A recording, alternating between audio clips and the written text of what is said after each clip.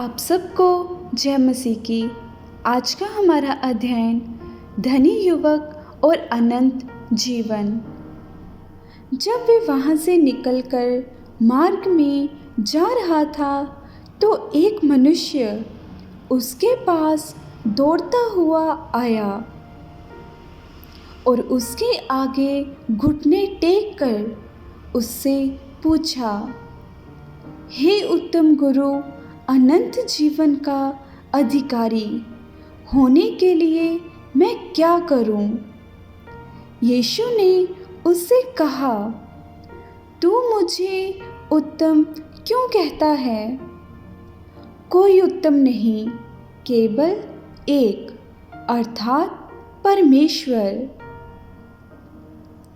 तू आज्ञाओं को तो जानता है, हत्या ना करना, व्यभिचार ना करना, चोरी ना करना, झूठी गवाही ना देना, छल ना करना, अपने पिता और अपनी माता का आदर करना।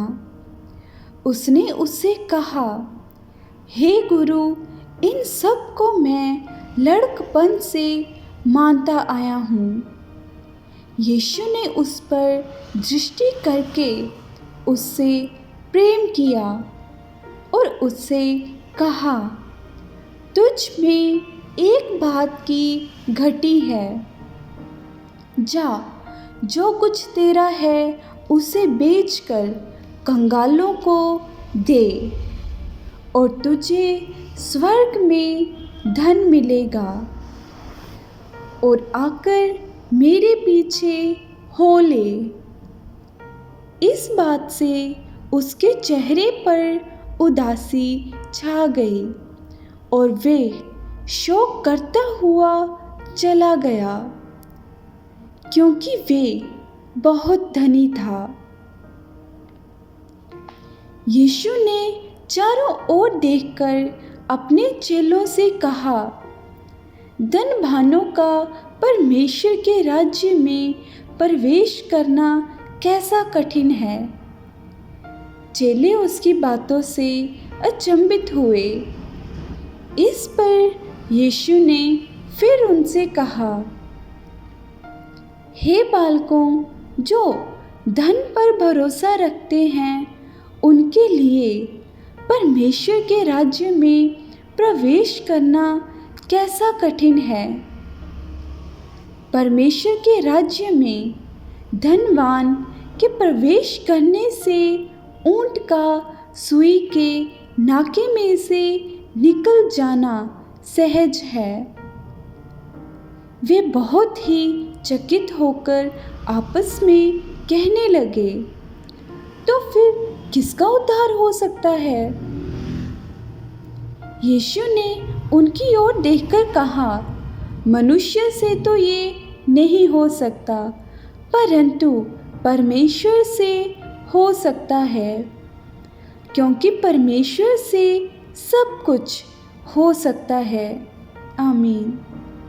पतरस उससे कहने लगा, देख, हम तो सब कुछ छोड़कर तेरे पीछे हो लिए हैं।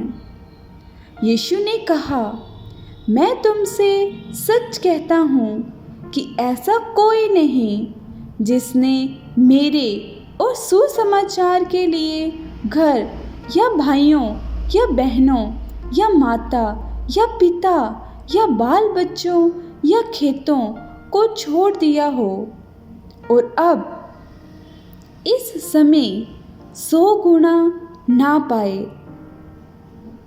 घरों और भाइयों और बहनों और माताओं और बाल बच्चों और खेतों को, पर सताप के साथ और परलोक में अनंत जीवन। पर बहुत से जो पहले हैं पिछले होंगे, और जो पिछले हैं वे पहले होंगे। परमेश्वर के नाम की महिमा होती रहे। आप सबको जय मसीह की।